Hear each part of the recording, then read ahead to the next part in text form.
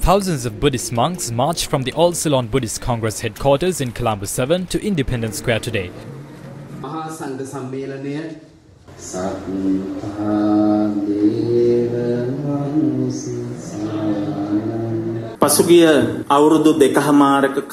We understand that the country has headed in the wrong direction during the last 2.5 years. The government was formed with the support of the monks, but our hopes were dashed to the ground. Through the 20th Amendment, they created a very powerful executive president, abolished commissions, exempted the president and prime minister from any audit, and opened the doors of corruption in the country. Incapable people were appointed to ministries. They vested all state institutions with retired military officers and destroyed them. They allowed their henchmen to line their pockets through the sugar scam.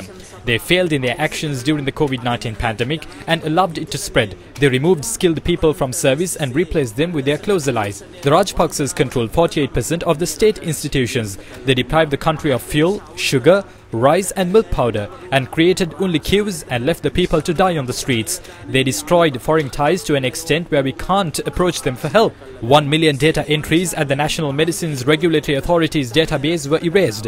Today, these scams are not investigated. They introduced an organic fertilizer policy without a proper assessment and destroyed farmers. They made the current situation in the country so bad that we had to ask for milk powder from Tamil Nadu. Isn't this a shameful situation? The country was dragged into this situation as they tried to govern through myths. Therefore, the people took to the streets. They put forward their opinion. The people asked for everyone to go home.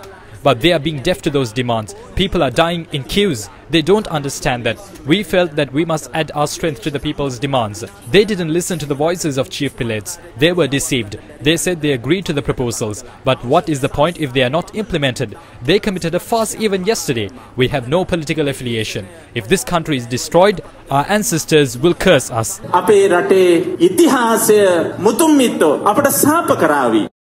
Venerable Dr. Omalpe Sobhithero, a chief Sangha of the Sri Lanka Ramana sect, commented on the crisis in the country. Gotabaya Rajapaksa built imaginary castles. We expected those dreams to be fulfilled. Gotabaya Rajapaksa promised to make the country prosperous by eradicating theft and corruption. But these promises have been limited to dreams. During the last 2 years, what they did was to divide power between their family members and friends and loot the country. Today it has reached a point where Gotabaya has to apologize to the nation for the wrong fertilizer policy. He must apologize to the people for all the wrong decisions he made. A struggle was launched at Golfes. The protests are spreading across the country. Can we remain silent by just delivering sermons? No. That is why the chief prelates made the right decision. When the president took oaths at the Ruanwali Maha Sangha, many shed tears of happiness, assuming that justice would be served upon us. Was that promise fulfilled? No. Ultimately, during this crisis, the chief prelates have asked them to give up on their greed for power and to listen to the people. Neither the president nor the prime minister agreed to that. Is the opposition doing its duty properly? No, they must give up on their presidential ambitions.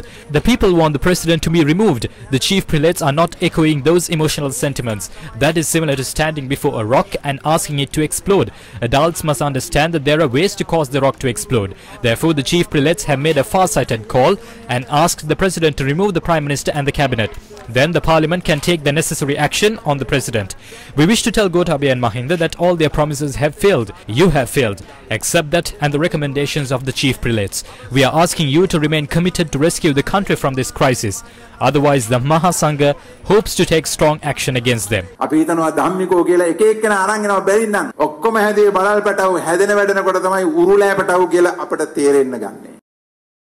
The declaration signed by Buddhist monks calls on authorities to implement the proposals of the Buddhist chief prelates to address the political crisis and to restore stability in the lives of the people. The declaration calls on the people to reject all politicians who are not acting in a considerate manner towards the people. The declaration was announced by Venerable Professor Olagambwate Chandrasirithero of the Rajarata University.